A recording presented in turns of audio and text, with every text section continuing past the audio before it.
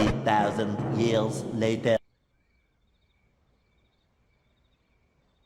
How long is this going to take?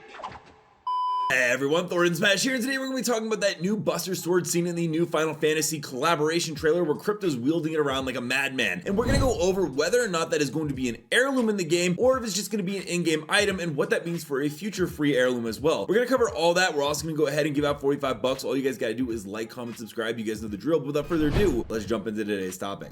So by now, most of us have all seen the brand new trailer crossing over with Final Fantasy, and it does look really cool. In fact, Horizon finds the Buster Sword. She says there's going to be something really strange going on, and then we see Crypto magically wielding it, and he does look pretty cool in his new outfit and new skin. Now, of course, there is something important to know, or that, we kind of want to know, is this going to be a future heirloom, or is this just some kind of cosmetic for the event only? And I think there's a couple of things we have to look at. One, there's only 6 iconic skins for this event. That includes Newcastle, Wraith, Horizon, Crypto, Watson, and Valk, as we've gone over. Now, there are a couple of other skins, but usually when we get a collection event heirloom, it is 24 unique items that you buy and then you get it. This would be very different. Now, this could very well be because there's an artifact dagger that was found in the files and also talked about by a QA tester where they say it's going to be a free heirloom that will be universal for every single legend. It's going to be a task type quest to earn it. If not, maybe it would be a collection event. Now, there's something interesting to take away from that because there could very well be, with the way that Horizon finds the Buster Sword, there'd be some kind of quest given to us during this event, which would actually make it pretty interesting. Kralrindo also found some stuff in the files letting us know that, once again, yes, it is a quest-based free heirloom coming to the game. It is found in the files and it's called an artifact. You will find them, and the final reward will be a free heirloom. I don't know if it's universal, but it's not going to be shards. It's a brand new heirloom. That was what was in the files that matched up with what the QA tester told us. However, because this is going to be a collaboration event and it's not technically a true collection event, I think it's more likely to be like the Infinity Blade from Fortnite, an in-game LTM where we run around with the sword and attack people with some crazy kind of melee content. I can't imagine that we're just going to get a Final Fantasy collaboration and it's just skins. That would probably be the biggest letdown ever as a fan of both of these genres. The reason that the Post Malone event was so popular was because of the 3 Strikes event / LTM. Don't get me wrong, Post Malone being involved in it is cool, but skins will never ever be content in a game. The Post Malone Octane is awesome, along with all the other ones that